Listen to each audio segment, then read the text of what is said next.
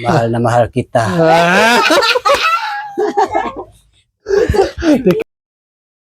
Oh, Mahal din mahal kita. din kita. I love you.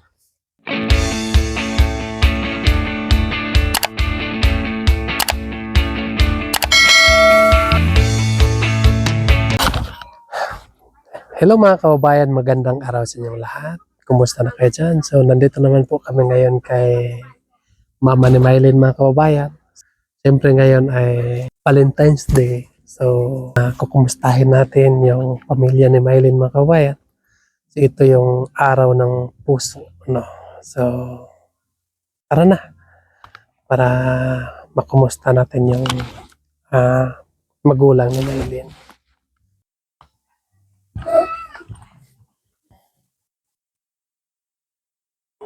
So ngayon mga kababayan, so nandito na kami. Siyempre, nandito pa rin yung magulang ni Mylene at saka yung mga kapatid niya.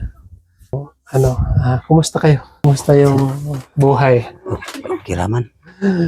Alam nyo, nagpunta ko dito kasi hindi kasi nila alam kung ano ngayon.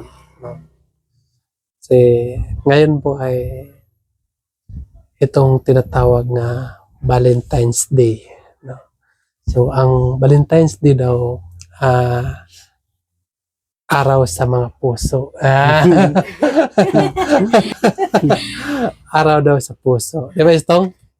Or araw sa mga bulaklak. Anong totoo? Dapat araw sa mga puso, di ba? No? Kapag ngayon daw dapat daw ngayon nga araw ay mag-alay, daw ba, tayo ng bulaklak sa ating mahal, no? So, matanong ko lang sa iyo, siyempre tayo ay lalaki tayo, di ba? So, ang pangutana lang yun ako sa mga ba, kapila na ka nakahatag og bulaklak sa imong asawa? Kada gabi eh. Dili, serious. Kapila naman kanihatag og bulaklak sa imong asawa? Kanang bulak ba nga gihatag nimo sa imong asawa? Ingon ka kanang day, kining bulaklak nga akong ihatag nimo, pamatuod kini sa akong gugma diha kanimo nga nag-uros-uros. Di gyud basta-basta ba.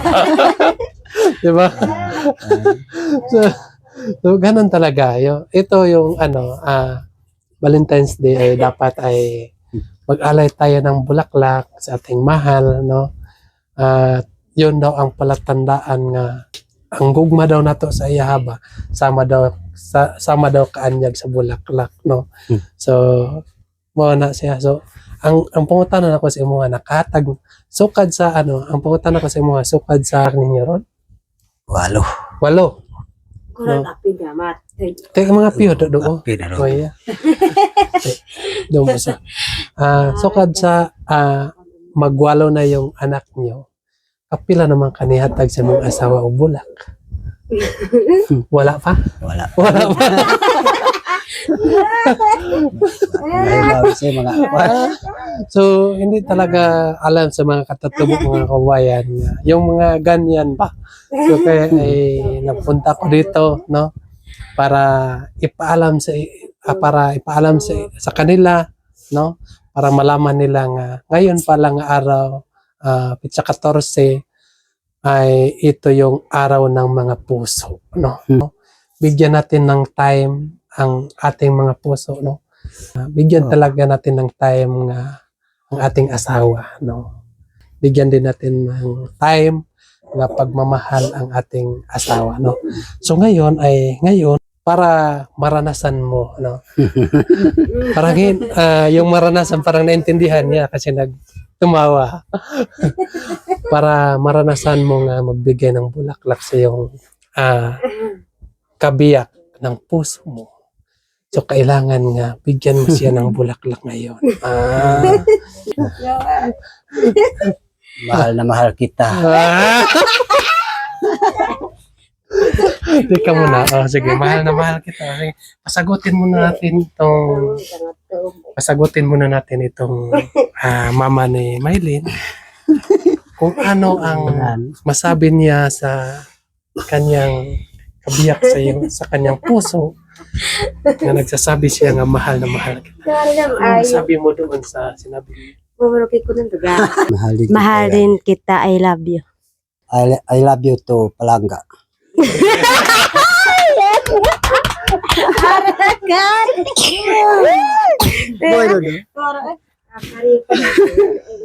Bayan, at ngayon ay nalalaman na nila nga ngayon pala nga araw ay araw ng puso, no?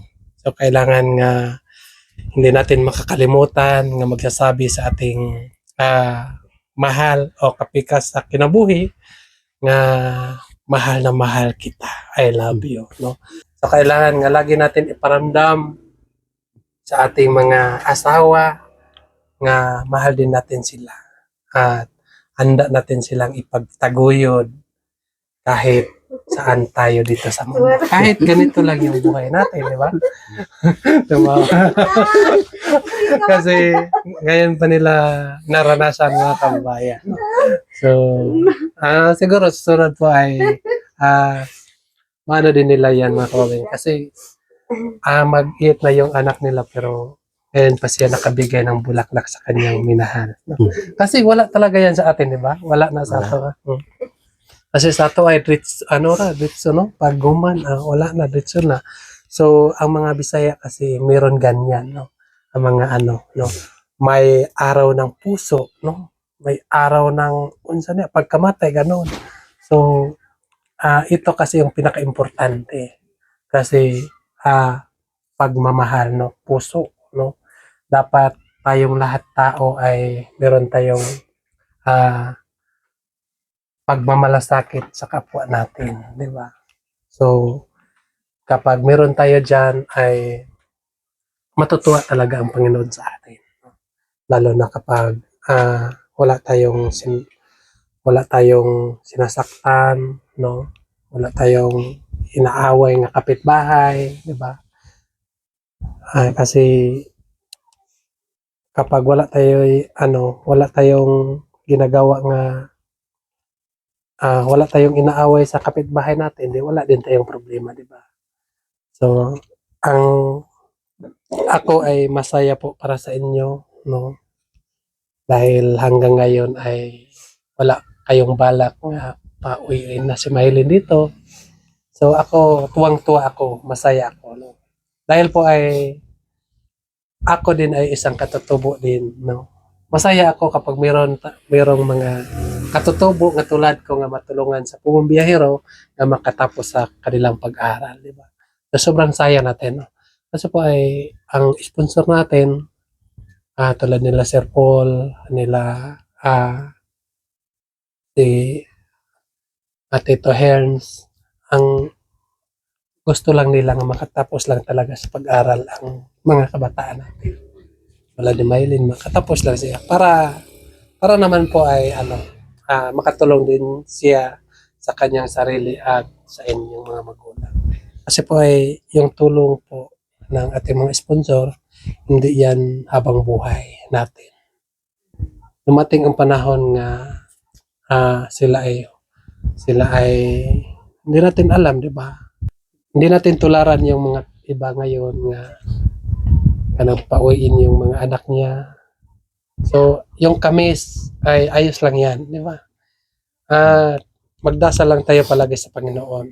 Kahit na-miss natin ang ating anak, siguro ngayong tapos ng closing ay uwi na si Maylin dito. At ang gusto ko po ang mangyari nga kapag uwi si Maylin dito ay wag mong pipigilan siya nga babalik na naman doon. Kasi po ay kapag pipigilan natin, nako, ang ganda-ganda na si Maylin, no? Hindi lang abutin dito ng ilang buwan, di ba?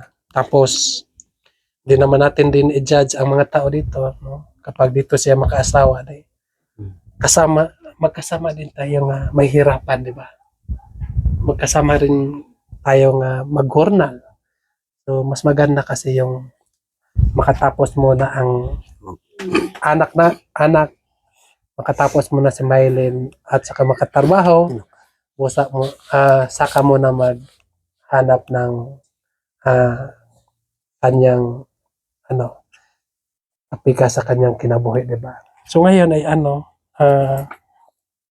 magbibigay lang ako sa inyo ng pambili ninyo ng asukar. Kasi malamig ngayon, no? So, sana po ay wag mong ibili yan ng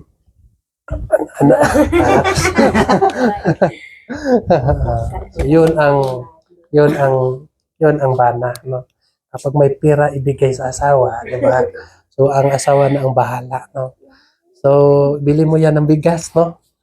Para mas maganda kasi yung magmahalan tayo nga may bigas, di ba? Kasi kapag walang bigas at walang sasaingin natin, nako, baka lumipad yung kaldero. Ito, no? So, sana ay masaya lang tayo palagi. Masaya lang kayo palagi. Kahit ganito lang yung ating pamumuhay, no? Kailangan nga gawin natin nga makontento tayo kung ano ang nandito sa atin, no? Kailangan nga magdasal lang tayo palagi sa Panginoon, no? Nga sana si Mylene ay hindi mabagsak sa kanyang mga exam, at sana po ay kabayan siya ng Panginoon nga makatapos siya sa kanyang pag-aaral, no? Para makatulong din siya sa kanyang mga kapatid at sa kanyang magulang po. At una sa lahat, sa kanyang sarili, no? So, siya po ay isang babae po, no? Nagpapasalamat na lang din tayo kasi may tao nga ginamit ng Panginoon para matulungan tayo, di ba? So, hindi na tayo magpapalit-palit ng tirahan. Di ba, nung una ay kahit saan tayo nakatira, no? Kapag saan yung maraming abaka, di doon tayo. No? Kapag ang abaka ay dito sa tapak, ay doon tayo sa tapak, no? Kapag ang abaka ay dito sa alon, di doon tayo. So, ngayon ay meron na tayong permanente nga tirahan, no? So, yun lang po, no? Maraming salamat po kay Sir Paul talaga. So, yun po mga kababayan, nag-surprise lang po ako sa kanila dahil ay ngayon ang kaarawan ng mga puso, ng mga bulaklak, para din po ay masaya naman po yung mag-asawa dahil ngayon nila naranasan nga mabigyan yung asawa niya ng bulaklak at ngayon din naranasan niya nga nakatanggap siya ng bulaklak. So sana po ay tuloy-tuloy na ito. So kada February 14 at kailangan nga magbigay ka ng bulaklak sa asawa mo. Diba? At sabihan mo nga mahal na mahal kita, no? So yun po, no? So yun lang po mga kababayan, no? At maraming salamat po sa lahat ng mga subscriber namin ng PB Team. Sana po ay huwag kayong magsawa nga magasubaybay sa aming mga YouTube para mapagpatuloy namin ang aming mga kaganapan dito sa kabundukan. So yun lang po. God bless you. Bye-bye.